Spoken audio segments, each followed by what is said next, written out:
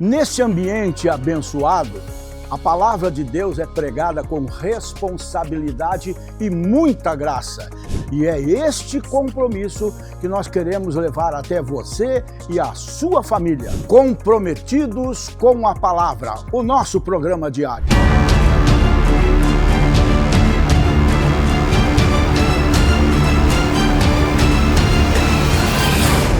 Pedro e João subiam juntos ao templo à hora da oração, a nona, traduzido, 3 horas da tarde. E era trazido um homem que desde o ventre da sua mãe era coxo, o qual todos os dias punham à porta do templo chamada Formosa, a porta, né, para pedir esmolas aos que entravam. Ele, vendo a Pedro e a João, que iam entrando no templo, pediu que lhe dessem uma esmola. E Pedro, com João fitando os olhos nele, disse: olha para nós. E olhou para eles, esperando receber alguma moeda. E disse Pedro: não tenho prata, não tenho ouro, mas o que eu tenho, isso eu te dou.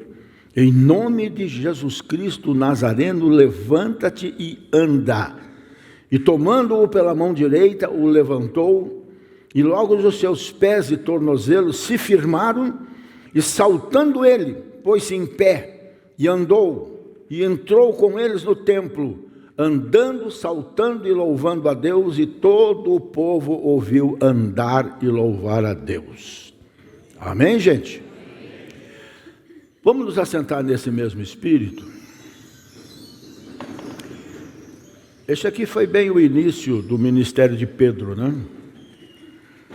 Depois de serem revestidos no batismo do Espírito Santo, lá no cenáculo, perto de 120 pessoas, começaram em 500, mas terminaram em 120, e os que permaneceram e não desistiram, e esse é um grande segredo, receberam aquilo que precisavam, que buscavam, sem saber ao certo o que buscavam, porque eles buscavam algo que a humanidade ainda não tinha experimentado, que era o próprio Deus habitando em nós, através do batismo no Espírito Santo, e isto com a evidência do falar em línguas estranhas, né? E Pedro, então, animado com tudo aquilo que estava vendo, depois de um sufoco que passaram, né, com a morte de Jesus, aí a sua ressurreição, e Jesus estando com eles por 40 dias, e agora dizendo que ia, mas enviaria o seu Espírito. Então, no Pentecostes, né, ali naquele dia, eles foram batizados no Espírito Santo e revestidos de poder realmente. A vida de uma pessoa, ela é uma vida, mas depois que recebe o batismo no Espírito Santo, é um negócio absurdo o que acontece, porque é Deus vivendo na pessoa. Portanto, você precisa buscar batismo no Espírito Santo. Ah, mas na igreja não tem sido ministrado. Não tem importância, eu fui batizado sozinho, 1 hora da manhã na minha sala, e mais ninguém não, tinha um demônio lá, querendo me fazer desistir, né?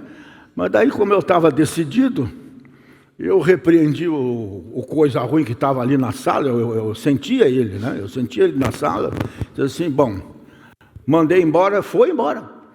E eu disse assim, bom, agora então vamos para a segunda parte. Senhor, não vou sair daqui hoje sem falar em línguas. E aconteceu naturalmente. O que significa dizer que nós não precisamos de um tabernáculo, de um cenáculo ou de uma igreja como essa para sermos batizados no Espírito Santo, se nós tivermos o nosso cenáculo, o nosso tabernáculo, a nossa torre de refúgio em casa, que é uma coisa que eu ensino para vocês e que vai mudar a vida de vocês com relação à comunhão com Deus. Tenha um cantinho específico na sua casa.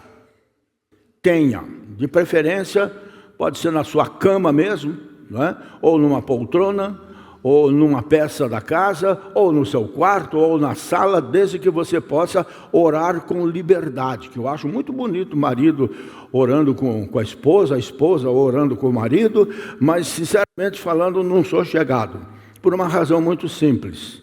Se eu for botar tudo meus podres para fora na frente da Marilza, eu estou morto.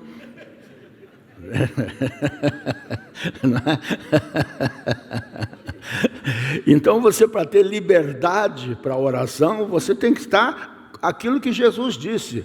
Não é andar pelas ruas de pé, isso e aquilo, como os fariseus, os saduceus, aqueles sacerdotes de antigamente, só para aparecer. Jesus disse claramente: entra no teu quarto, fecha a porta e ali você derrama o seu coração na presença de Deus e Ele vai se fazer sentir, Ele vai se fazer presente, né? Então, depois dessa experiência extraordinária que Pedro teve, estava animadíssimo. Tanto que na sua primeira mensagem, o seu primeiro sermão, que foi uma coisa assim, 100% bíblica, mas sem invenção, sem a teologia como nós entendemos e tudo mais, pregou a pura verdade, a vivência dele até aquele instante. Resultado, 3.000 pessoas. Olha a diferença do Espírito Santo na vida de um homem, de um pregador ou de uma pessoa. 3.000 pessoas se decidiram por Cristo e foram batizadas nas águas imediatamente. Por isso também que eu não acredito em curso de batismo, essa coisa arada toda. A Bíblia não me ensina isso. A Bíblia me ensina que mais tarde Pedro pregou de novo e 5.000 se converteram e água neles. E vocês acham que aquela gente era tudo santa, cheirosa e tudo mais? Não. Por isso que eu não sou de amarrar nada, nem vou contar para vocês de quando eu e a Marilza nos batizamos, né? Mas uma coisa é certa, a partir do momento que nos batizamos, a nossa vida, o nosso comportamento, nossos hábitos, né, mudaram completamente. Então, desça as águas do batismo e busque batismo no Espírito Santo, desde que Deus complete a obra dele na sua vida. E depois desse episódio, dos 3.000 salvos ali, aceitando Jesus como Salvador, Pedro e João estavam no breu, né? 3 horas da tarde, naquelas terras, gente. Imagina o calor, coisa de louco. Mesmo assim, 3 horas da tarde, com todas aquelas roupas, aqueles vestidos, aqueles aparatos que eles usavam naquela época, né? Eles estavam caminhando para o templo. E no templo, quando eles só talvez subiram a escada ou entraram, não sei exatamente como é que era a coisa ali, eu só sei que tinha um homem paralítico desde nascença, desde o ventre da sua mãe, que nunca tinha andado. E o Pedro, com toda a ousadia que um homem e uma mulher de Deus tem que ter, tem homem e mulher de Deus aqui nessa manhã? Essa ousadia você precisa usar na sua casa, com seus filhos, com seus irmãos, seu marido, com sua esposa, com seus vizinhos, com suas tias, ter autoridade para orar, porque não é só o pastor que tem autoridade para orar, a autoridade vem do Espírito Santo. Não importa se eu sou feio, se eu sou bonito, se eu sou gordo, se eu sou magro, se eu conheço muito de Bíblia. O que o Pedro conhecia de Bíblia até aqui? Uma coisinha assim, ele e o João ainda talvez mais, porque era mais chegado em Jesus, não é? Mas o importante é fazer acontecer. Então, pela primeira vez que o nome de Jesus foi testado, as coisas aconteceram tal como ele disse: no meu nome, numa nova etapa de vida e da minha igreja no mundo, no meu nome, vocês vão pisar serpentes, escorpiões, toda a força do inimigo, vão expulsar demônios e nada lhes fará mal algum.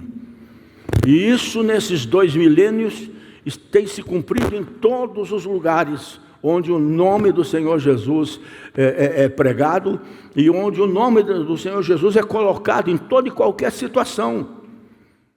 O que nós temos que nos habituar, e isso somente acontece através da leitura da palavra, aprender, você vai ser um homem ou uma mulher irresistível no plano espiritual, porque você pode determinar a cura, você pode determinar a saúde, você pode determinar o fim das broncas, o fim da miséria, tudo em nome de Jesus, desde que você tenha essa intimidade com Jesus, porque teve 7 filhos de um sacerdote, que não tinham essa intimidade com Jesus. E quando viram Paulo expulsando demônios, aquela coisa toda nas ruas, inclusive, né? Eles disseram: rapaz, esse negócio aí, vamos fazer diferente dele. E aí fizeram como muita gente faz hoje em dia por aí, que a gente vê nas televisões e por aí afora, né? Vamos ganhar dinheiro com esse negócio. E primeira coisa que eles precisavam, de um endemoniado para treinar, né? Como é que vai expulsar demônio se não tiver ninguém? Acharam um. Bem revestido do mal, né? E a Bíblia, eles chegaram e disseram: em nome de Jesus Cristo, a quem Paulo prega. Não era o Jesus deles. Por isso que a gente tem que ter Jesus, para poder usar o poder desse nome, né? Na hora necessária, né? Em nome de Jesus Cristo, a quem Paulo prega, esconjuramos-vos.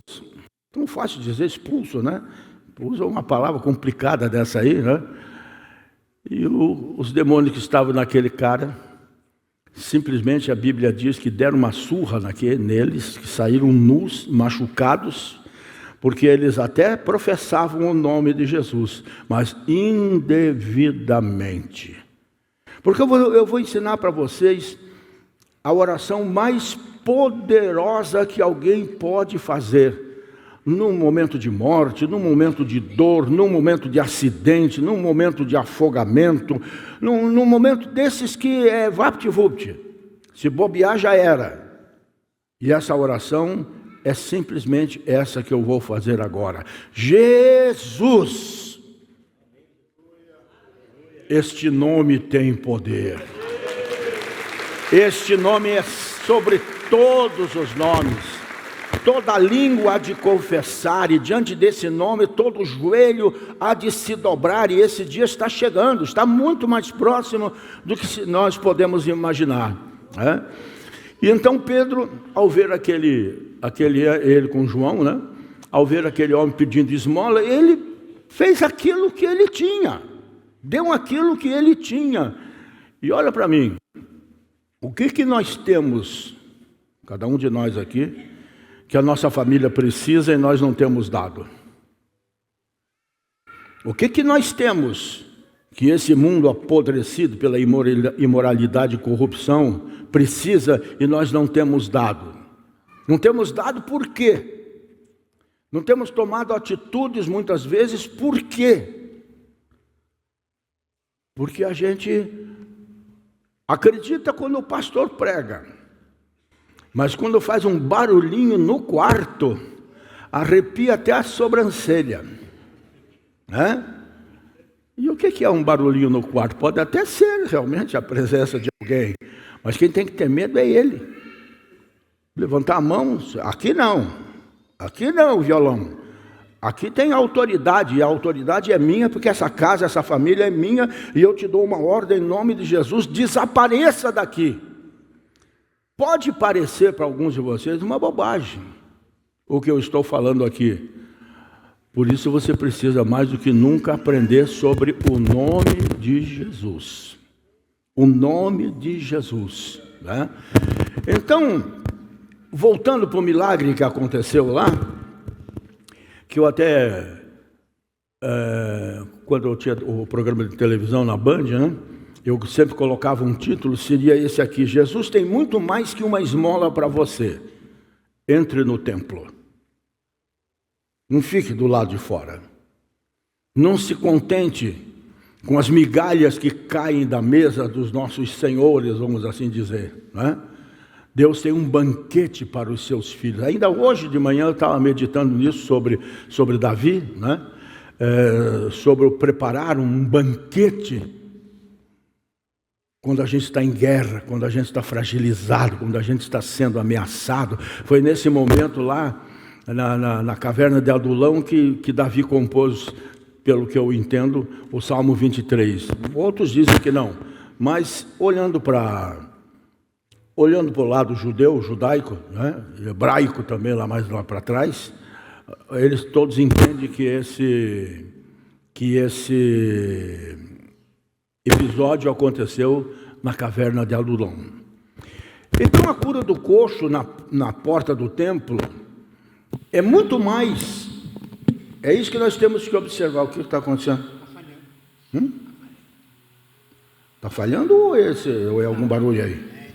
É mesmo? Então tá bom. Então vamos voltar aos velhos tempos aqui, né? Se a gente parar para olhar e ler e reler o texto, a gente vai entender facilmente que a cura desse paralítico, desse coxo, como a Bíblia diz, é realmente muito, muito, muito mais que um milagre físico. E é lamentável que até hoje isso acontece nas igrejas evangélicas no mundo inteiro.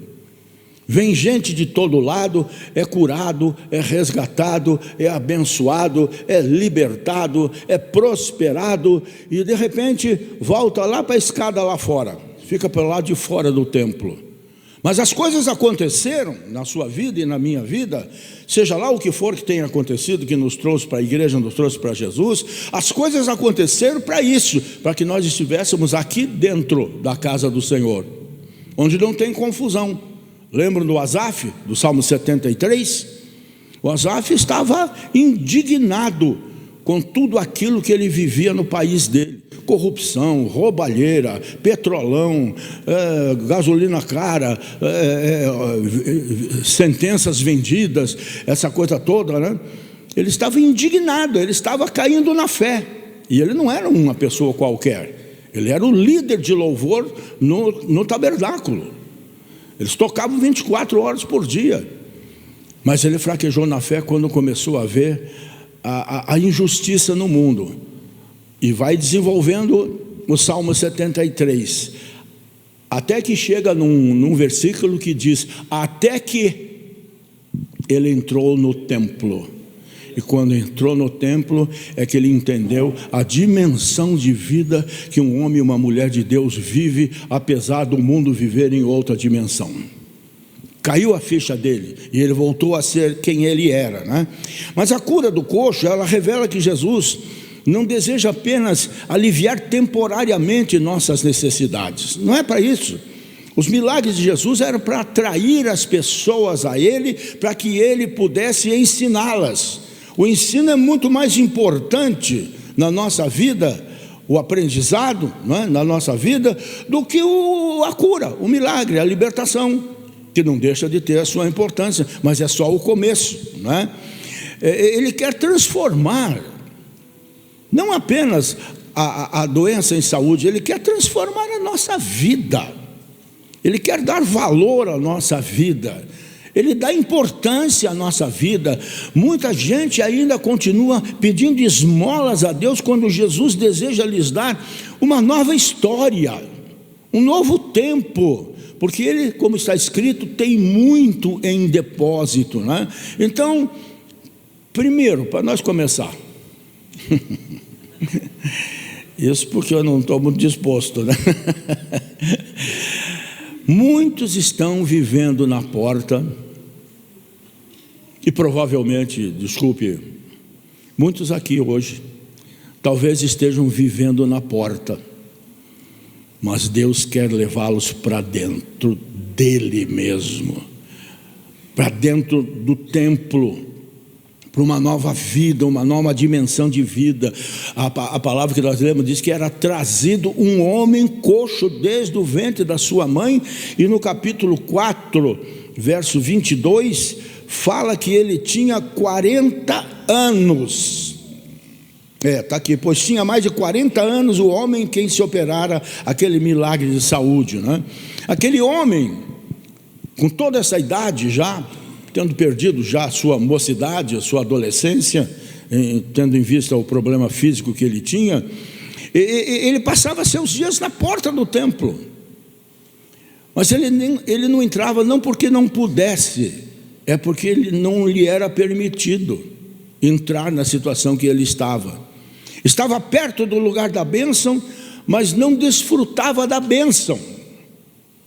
Tudo conspirava contra a vida desse homem, e há pessoas próximas das coisas de Deus, mas sem relacionamento verdadeiro com Ele. É mais ou menos assim: Muita gente na igreja, vamos, um prato cheiroso aí, gente. Um prato cheiroso aí. Você põe ele na tua frente, aquilo está cheirando que até os vizinhos já estão lambendo os beiços lá fora. E você ali em cima do prato, só elogiando.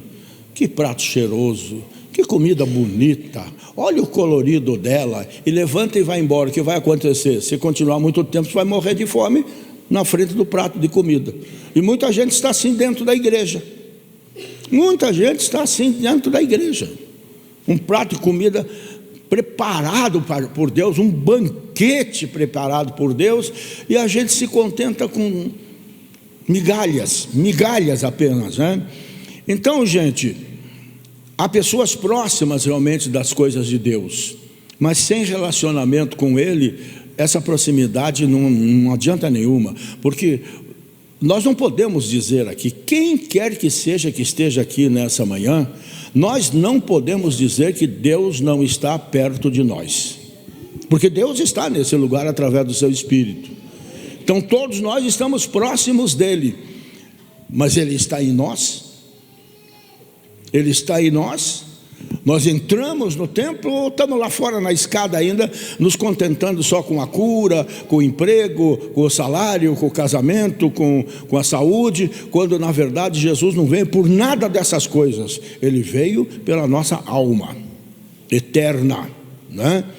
Então, gente, muita gente frequenta culto, ouve mensagem, mas permanece do lado de fora da comunhão. Entra e sai e não tem nenhum relacionamento com Deus, com os irmãos, com a própria igreja. Nós temos que aprender uma coisa, embora isso aqui seja apenas material, né, a alvenaria e tudo mais, nós temos que aprender a amar o templo, porque é onde Deus habita, é a casa de Deus, é a casa do Pai. Nós temos que aprender a gostar. Tem gente aqui na igreja, né, que às vezes reclama que eu não dou oportunidade e tudo mais, por uma razão muito simples. Eu nunca vi um sinal de amor nessas pessoas pela igreja que somos nós. Não apenas o espaço físico. Se não pode amar a igreja, comigo não vai trabalhar. Porque eu sei, nesses 43 anos aqui, o que a gente passou para chegar até aqui. E por isso eu amo demais a igreja. E quando eu digo amo demais a igreja, eu digo que eu amo vocês. Porque se não fossem vocês, eu não tinha conseguido fazer absolutamente nada aqui em Campo Comprido. Mas nós acreditamos em Deus. Deus acreditou em nós e hoje nós estamos aqui, não é? Então Deus não quer apenas que você fique perto. Ele quer que você entre na sua presença. E para entrar na presença de Deus é em nome de Jesus. Se de pé, se deitado, se sentado, se ajoelhado, isso não faz diferença. Que situação estava o Jonas quando orou no ventre do peixe? Devia estar de cabeça para baixo, né? Tudo enroscado nas algas e tudo mais. Que situação estava eu no mar lá? Eu nem me lembro se eu estava de cabeça para cima ou de cabeça para baixo, me afogando, mas Deus ouviu minha oração. O importante não é o lugar, é a oração. É entrar na presença de Deus, lá no fundo do oceano, dentro do ventre de um peixe enorme. Aquele homem pôde sentir a presença de Deus quando o invocou. Invocar-me-eis e achar-me-eis, né? Quando vocês me invocarem de todo o seu coração. Amém? Esperava receber deles alguma coisa, é o que diz no verso 5. Hoje eu queria algumas moedas para sobreviver naquele dia, mas naquele dia tinha o que pode ser este dia aqui para você, para mim, para nós hoje aqui. Jesus tinha algo muito maior naquele dia para ele. Esperava receber deles alguma coisa. Muitas vezes pedimos soluções pequenas, só para problemas assim imediatos, mas Deus vê além das nossas necessidades momentâneas. Ele sabe do meu amanhã, do teu amanhã, e eu creio nisso com toda a convicção. Deus sabe do meu amanhã, e se Ele sabe do meu amanhã, eu só posso descansar nele e acreditar, né? Enquanto pedimos recursos, Deus deseja nos dar restauração. Enquanto pedimos soluções, Deus quer nos dar propósito. Enquanto nós estamos pedindo alguma migalha, Ele quer nos dar a salvação eterna da nossa alma, gente, né? E Jesus sempre oferece mais do que nós imaginamos ou pedimos. O que nós não podemos é vacilar, não tem achismo nisso. A fé é a firme convicção das coisas que se esperam e a prova daquelas que a gente não vê, né?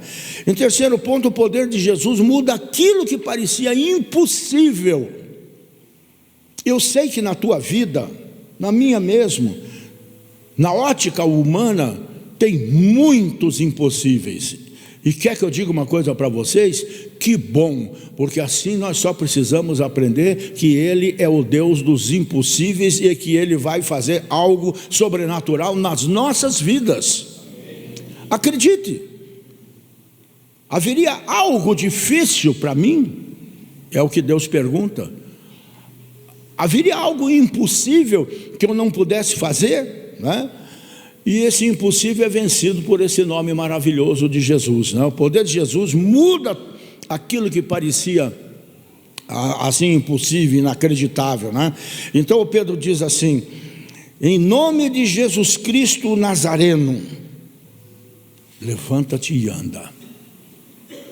40 anos de limitações, de vergonha, de frustração, de desprezo, não impediram a ação do Senhor. Então não importa há quanto tempo você está lutando esta luta, enfrentando esse problema, seja ele qual for, cada um sabe de si, né? Não importa o tamanho da nossa fraqueza,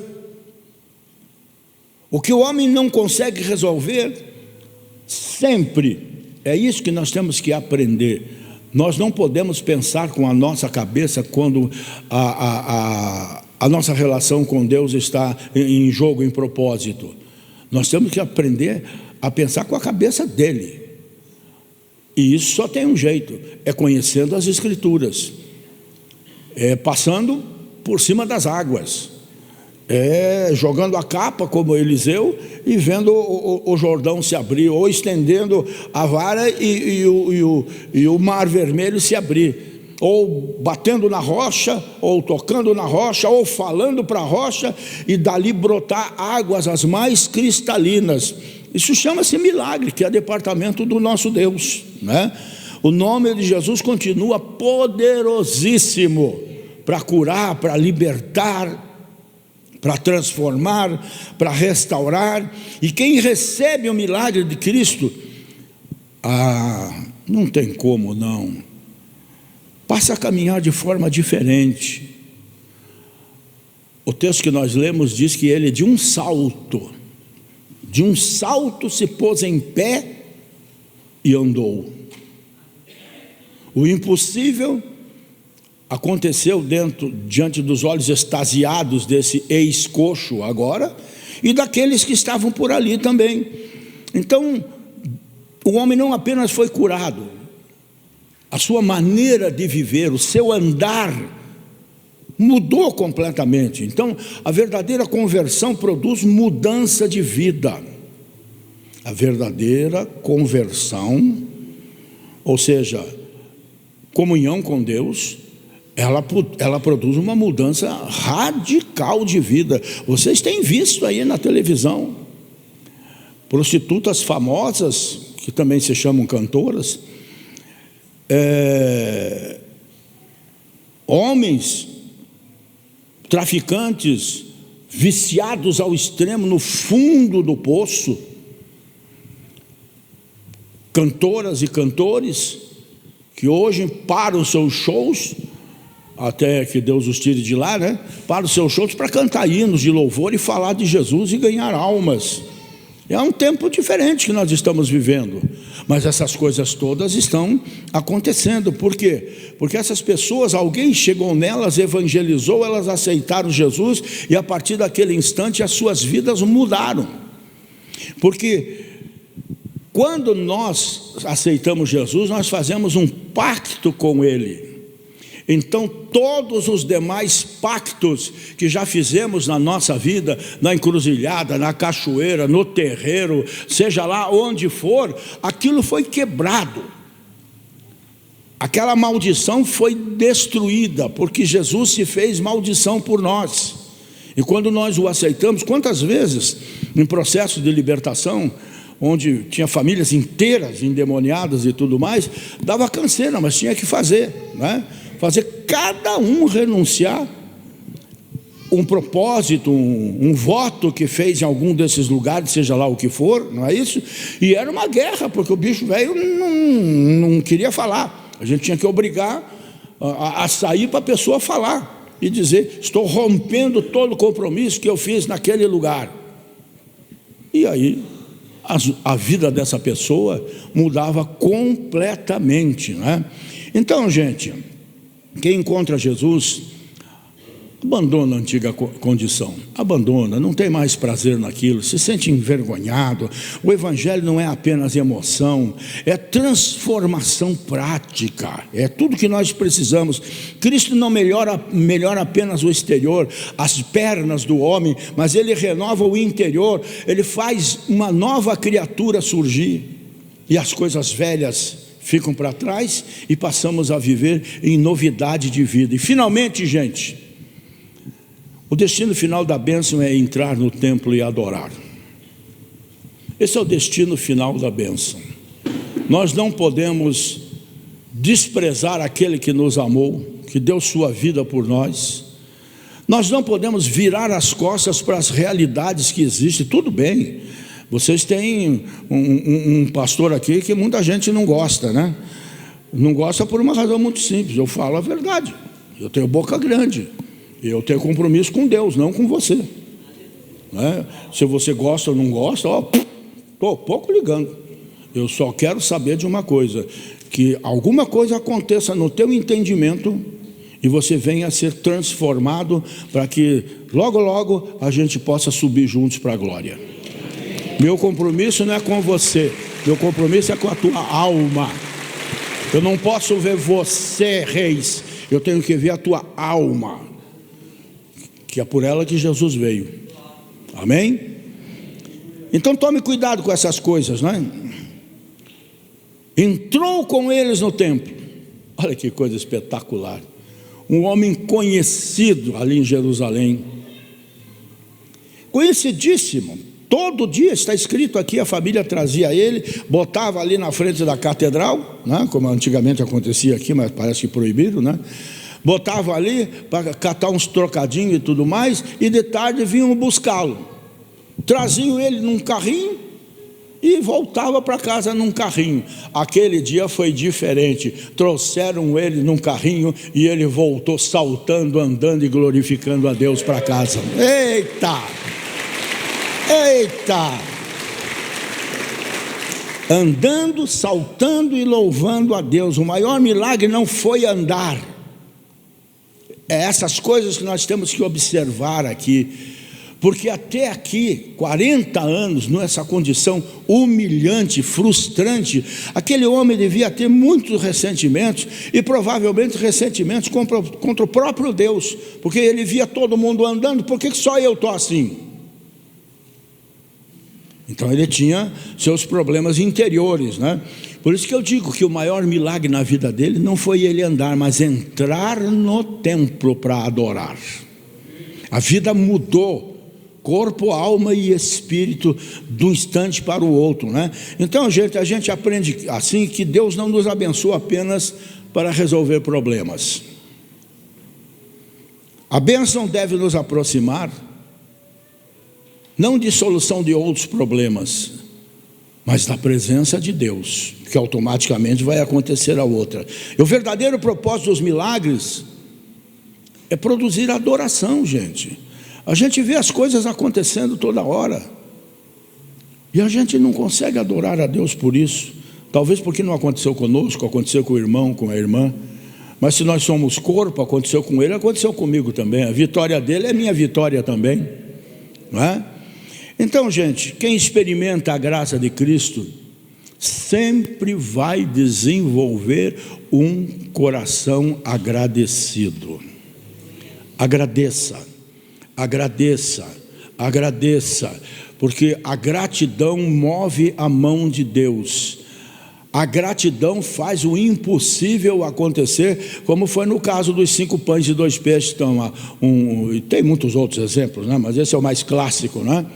Jesus não resmungou. O que vocês querem? Estão tirando comigo? 10 mil pessoas aqui, 5 mil homens, e onde tem homem tem mulher, onde tem mulher tem um monte de criança, não é? 10 mil pessoas aqui, e vocês me vêm com 5 pães e 2 peixinhos fritos? Ele fez isso? Ele fez isso? Ele chamou a atenção deles? Estão me chamando, sou boba? Estão achando que sou bobo? Querem que eu faça o que com isso? Então o que ele fez? Ele simplesmente pegou o pão, pegou o peixe e disse: Senhor, eu te agradeço por isso que o Senhor está colocando em minhas mãos. E imediatamente disse: começa a servir todo mundo. E toda aquela gente comeu por causa da gratidão. Jesus não disse: multiplique-se. Ele agradeceu.